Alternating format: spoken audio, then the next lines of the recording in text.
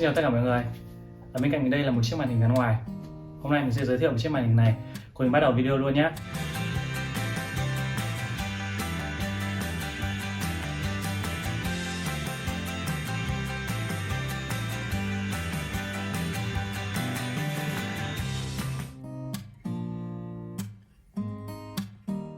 Đầu tiên mình sẽ nói về tên gọi của chiếc màn hình này. Về những cái đồ dùng của LG ấy, tên gọi của nó bao gồm các thông số của sản phẩm, ví dụ như là máy sấy, máy giặt, TV. Nhà mình đều dùng các thiết bị của LG. Thì trong tên gọi của các thiết bị đấy đều bao gồm các thông số. Màn hình này có mã là 24QP500. 24 có nghĩa là màn hình này 24 inch, Q có nghĩa là QHD, nghĩa là độ phân giải của màn hình này là 2K. Thành phần của chiếc màn hình này bao gồm tất nhiên một chiếc màn hình, đi kèm với nó là chân đế màn hình và sợi dây HDMI. Mình không nhớ là nó có DisplayPort hay không. Nhưng khi mà nói về cái chân đế màn hình, đây là chân đế màn hình của nó có hình bán nguyệt, một nửa hình mặt trăng ấy. Mình mua về nhưng mà mình còn chưa sử dụng. Đây là còn giấy nguyên của đế màn hình, mình sẽ bóc nó ra cho các bạn xem. Khi mà lắp vào thì nó sẽ như thế này, và mình gắn cái màn hình lên trên này. Nhưng mà cái chân đế màn hình này có một số cái điểm trừ như sau. Thứ nhất, khi mà mình để trên màn hình ấy, nó rất là rộng. Đây, khi mà mình để trên màn hình nó rất là rộng, nó chiếm không gian ở trên bàn rất là lớn. Và khi mà mình muốn quay màn hình ấy, quay trái quay phải, đồng nghĩa với việc mình sẽ phải quay cái chân đế này theo. Đây, khi mà mình quay, mình sẽ phải quay cái chân đế màn hình này theo. Vì thế nên khi mà mình để một số vật dụng ở trên bàn để trang trí, hoặc là một cái loa hay là một cuộn giấy gì đấy, mình quay thì là nó ảnh hưởng đến những cái vật mà mình để ở trên bàn của mình. Và cái thứ hai nữa, cái chân đế này nó không thể nâng được cái màn hình của mình lên. Ví dụ cái màn hình của mình ở cái mức như thế này, nhưng mình muốn nâng nó cao lên một chút, cái chân đế này không làm được.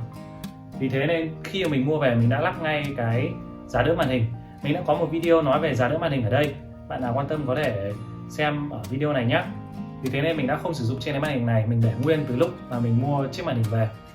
Thì mặc dù nó là một điểm trừ của chiếc màn hình, nhưng mà mình đã có thể thay thế bằng một chiếc giá đỡ màn hình. Chiếc màn này sử dụng tấm nền IPS. Màn hình IPS là màn hình phổ biến nhất hiện nay, được sử dụng trên tất cả các loại màn hình, từ máy tính, TV, điện thoại, laptop, bởi vì chất lượng màu sắc hiển thị của nó tốt và góc nhìn của nó rất là lớn, lên đến 178 độ. Góc nhìn của nó lớn nghĩa là như thế nào?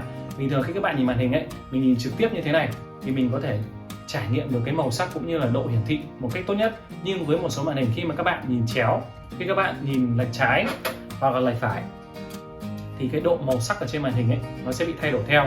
Nhưng với tấm nền IPS thì không, nó đảm bảo rằng góc nhìn của các bạn bất kể ở vị trí nào luôn là đồng nhất. Ví dụ khi mà mình quay sang bên trái, hoặc là mình nghiêng sang bên phải, hoặc là mình ngước lên bên trên hoặc là bên dưới, nó đảm bảo việc trải nghiệm của các bạn luôn là đồng nhất. Khi các bạn nhìn vào, nó luôn hiển thị một cái màu sắc cũng như là cái độ nét như vậy. Theo như thông số của nhà sản xuất đưa ra, chiếc màn hình này có độ bao phủ màu sRGB là 99%. Với cái mức độ bao phủ màu như vậy, nó có thể đáp ứng được tốt tất cả những cái nhu cầu hàng ngày của các bạn: xem phim, giải trí, làm việc văn phòng, lướt web, chơi game. Chiếc màn hình này có giá hiện tại là 4,9 triệu, nhưng nó đã có độ phân giải là 2K. Mình nghĩ rằng khi mà các bạn mua màn hình, các bạn nên mua một chiếc màn hình có độ phân giải cao.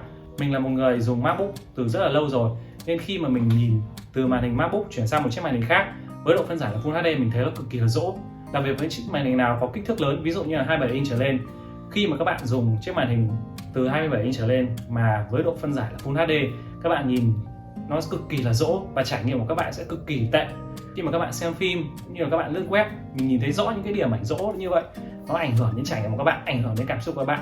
Một điều nữa, khi mà các bạn mua màn hình 2K ấy, thì không gian hiển thị ở trên màn hình nó được nhiều hơn và các bạn có thể mở được nhiều ứng dụng hơn. Mình là một lập trình viên, vì vậy nên những chiếc màn hình có độ phân giải lớn cực kỳ quan trọng với mình có thể mở được nhiều tab hơn, mình có thể xem được nhiều trang web hơn, và như vậy thông tin mình có thể tra được thì nó sẽ nhiều hơn, nó sẽ giúp ích trong công việc của mình rất là nhiều. Với những bạn nào tài chính không dư giả, mình có thể sử dụng những chiếc màn hình 24 inch Full HD. Nhưng khi sử dụng những chiếc màn hình từ 27 inch trở lên, các bạn cố gắng mua những chiếc màn hình từ 2K để đảm bảo cái việc cái trải nghiệm của các bạn, cái góc nhìn của các bạn cũng như là điểm ảnh nó sắc nét nhất có thể, mang lại cho các bạn một cái trải nghiệm tốt nhất khi mà các bạn làm việc cũng như là học tập, để các bạn có thể đạt được hiệu quả cao. Khi các bạn chọn màn hình cũng cần phải lưu ý về kích thước của màn hình. Ví dụ như bàn nhà mình sử dụng ở đây nó rất là bé, vì thế mình chỉ lựa chọn được chiếc màn hình 24 inch. Khi mình mua chiếc màn hình 27 inch và mình đặt nó vào trong bàn làm việc của mình thì nó rất là to, và khi mà mình nhìn những cái góc, ví dụ là góc bên trên phải hay là lúc góc bên trái dưới, mình cứ phải ngoái cổ như thế này, nó làm cho cổ của mình mỏi nhanh hơn và cái khớp cổ nó sẽ ảnh hưởng sau này. Vì thế nên khi các bạn mua màn hình, các bạn cố gắng trải nghiệm cái góc nhìn của các bạn là tốt nhất có thể và tránh cái việc di chuyển đầu của các bạn. Vì thế nên một chiếc màn hình nó phải phù hợp với bàn làm việc của các bạn cũng như là cái góc nhìn của các bạn. Ngoài độ phân giải là 2K, chiếc màn hình này còn hỗ trợ tốc độ quét lên đến 75Hz. Đây là một tốc độ quét gọi là trên một chút so với 60Hz là mức độ cơ bản. Nhưng mình nghĩ rằng ít nhất nó trang bị cho chúng ta thì chúng ta cũng có thể trải nghiệm nó tốt hơn một chút so với những cái màn hình bình thường. Và mình chiến các game cơ bản ví dụ như là Liên Minh Huyền Thoại cũng như là Genshin Impact một cách thoải mái, không có vấn đề gì cả. Chiếc màn hình này trang bị 2 cổng HDMI và một cổng DisplayPort. Mình chưa có nhu cầu để trải nghiệm DisplayPort, nhưng mà với cổng HDMI mình nghĩ rằng tất cả các máy hiện nay đều đã hỗ trợ rồi, nên việc cái màn hình này có thể kết nối với các thiết bị rất là dễ dàng. Đầu tiên mình không mua chiếc màn hình này, mình mua một chiếc màn hình Full HD. Nhưng có một điểm chiếc màn hình Full HD đấy giống y hệt so với chiếc màn hình này, từ chân đế cho đến thiết kế cho đến kích thước màn hình, nhưng độ phân giải của nó chỉ là Full HD. Và cái cổng kết nối là có thêm cổng VGA. Đây là phiên bản rẻ hơn của chiếc màn hình mình đang sử dụng. Nó có mã là như sau, mình sẽ để ở trên này. Và giá thành của nó sẽ rẻ hơn khoảng 1,5 triệu. Hiện tại giá bán của chiếc màn hình đấy là khoảng 3,5 triệu. Lúc mà mình mua về, sau một khoảng thời gian mình sử dụng, mình thấy Full HD nhưng mà mình nhìn từ màn hình Max sang màn hình Full HD mình cảm thấy rất là khó chịu. Sau khi mà mình mua chiếc màn hình mới này, không gian làm việc của mình rộng rãi hơn, mình có thể nhìn những điểm ảnh nó sắc nét hơn, xem phim cũng như là lướt web mình cảm thấy thích hơn, và cái hiệu quả công việc của mình tốt hơn. Ví dụ bạn nào có tài chính không dư giả, các bạn có thể lựa chọn chiếc màn hình đấy. Với mình, chiếc màn hình đấy màu sắc hiển thị của nó vẫn tốt, trải nghiệm của các bạn cũng tốt. Nhưng nếu bạn nào đang sử dụng một chiếc màn hình 2K, ví dụ dùng màn hình của Mac, mà các bạn mua chiếc màn hình ấy về, mình nghĩ là không nên. Mình chỉ nên mua khi màn hình chính của các bạn cũng là Full HD thì các bạn nên mua chiếc màn hình đấy. Mình có thể tiết kiệm được 1,5 triệu so với chiếc màn hình mình đang sử dụng. Với giá thành 3,6 triệu cho một chiếc màn hình như vậy, mình nghĩ là ok. Vậy thì chiếc màn hình này phù hợp với ai? Chiếc màn hình này phù hợp với hầu hết tất cả mọi người và cho những cái nhu cầu cơ bản hàng ngày, ví dụ như là xem phim, lướt web, đọc báo, lập trình, chỉnh sửa video. Nhưng nó không phù hợp với một số công việc sau. Ví dụ các bạn làm về thiết kế đồ họa chuyên nghiệp, cần phải đảm bảo độ bao phủ màu sắc phải tốt nhất có thể. Và những người chơi game, những cái tựa game như bắn súng hoặc là đua xe yêu cầu phải tốc độ quét màn hình nó phải lớn để các bạn có thể trải nghiệm game một cách tốt nhất có thể, thì chiếc màn hình này không đáp ứng được. Vì thế nên nếu bạn không phải nhóm người làm về thiết kế đồ họa chuyên nghiệp hoặc chơi những cái tựa game yêu cầu tốc độ quét cao, thì chiếc màn hình này phù hợp với các bạn và các bạn có thể bỏ ra một số tiền khoảng 5 triệu để có thể trải nghiệm được màn hình 2K. Có một điểm mà mình không ưng trên chiếc màn hình này, đây là cái viền bên dưới của nó khá là dày. Các bạn có thể nhìn thấy viền bên trên, viền bên trái và bên phải của nó mỏng, nhưng mà cái viền bên dưới nó cực kỳ là dày. Nhà thiết kế đã để logo LG ở đây nhưng họ có thể làm giảm cái kích thước viền bên dưới một chút để có thể nhìn nó đem lại một cái trải nghiệm thoải mái hơn cho người sử dụng. Ngày xưa mình sử dụng qua màn EU, 4 viền của nó cực kỳ là mỏng, mặc dù là viền bên dưới nó vẫn có cái logo của nhà sản xuất, nhưng mà kích thước của nó vẫn nhỏ hơn rất nhiều so với cái viền bên dưới của chiếc màn hình này. Vì thế nên nếu có thể chỉnh sửa, mình mong muốn nhà sản xuất có thể giảm cái kích thước viền bên dưới của nó đi. Nhìn như vậy thì nó sẽ sexy hơn và mình nhìn vào mình cảm thấy mình thích hơn. Có một điều, khi các bạn chọn màn hình ấy, sẽ không có một chiếc màn hình nào toàn diện hết. Mình lựa chọn làm sao để nó phù hợp với nhu cầu của mình. Chỉ có chiếc màn hình phù hợp nhất với nhu cầu của các bạn mà thôi.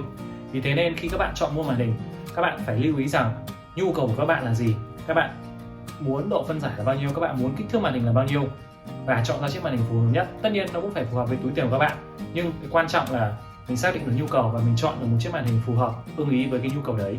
Với mình cố gắng mua chiếc màn hình tốt nhất trong cái tầm giá mà mình có thể, bởi vì cái thời gian mà mình nhìn màn hình ấy nó lâu hơn cả thời gian mà mình gặp người yêu hay là mình gặp bạn bè. Công việc hàng ngày của mình nhìn màn hình 8 tiếng đồng hồ, sau đấy về nhà tối mình lại tiếp tục nhìn màn hình làm việc, học tập hoặc là giải trí thêm khoảng 2 đến 3 tiếng nữa. Vì vậy nên khi mà mình chọn màn hình, mình cố gắng chọn ra cái màn hình tốt nhất có thể để mình nhìn vào đấy mình cảm thấy thích, mình có thể ngồi làm việc được lâu hơn, mình có thể trải nghiệm được tốt hơn. Các bạn cứ tưởng tượng khi mà mình nhìn vào màn hình và các bạn thấy nó cực kỳ là rỗ, mình cảm thấy rất là khó chịu và mình không muốn nhìn chiếc màn hình đấy nữa. Nó sẽ ảnh hưởng đến cái chất lượng công việc của các bạn, ảnh hưởng đến chất lượng học tập của các bạn. Khi các bạn mua màn hình, cố gắng mua với cái mức giá tốt nhất có thể. Nhu cầu sử dụng hàng ngày của mình dùng chiếc màn hình này vào buổi tối sau khi mà mình đi làm về. Thường là mình sẽ cắm vào chiếc laptop và mình làm việc khoảng 1 đến 2 tiếng buổi tối. Hoặc cũng có hôm mình xem phim, đọc báo, có hôm mình xem YouTube và một số hôm khác. Ví dụ mình không muốn sử dụng laptop, mình có thể sử dụng chiếc iPad, nó cũng hỗ trợ với chiếc iPad của mình và mình có thể sử dụng nó để xem phim hoặc là xem YouTube cho những cái nhu cầu cơ bản. Sau một khoảng thời gian sử dụng chiếc màn hình này, mình thấy nó rất phù hợp với nhu cầu của mình từ màu sắc cũng như là cho đến tần số quét cũng như là độ phân giải, mình thấy là nó rất là thoải mái với cái số tiền mà mình đã bỏ ra. Mình mong rằng khi mọi người lựa chọn một chiếc màn hình, mọi người có thể tìm được chiếc màn hình phù hợp nhất với nhu cầu của bản thân. Cảm ơn tất cả mọi người đã theo dõi video của mình. Hẹn gặp lại mọi người trong video kế tiếp. Bye bye!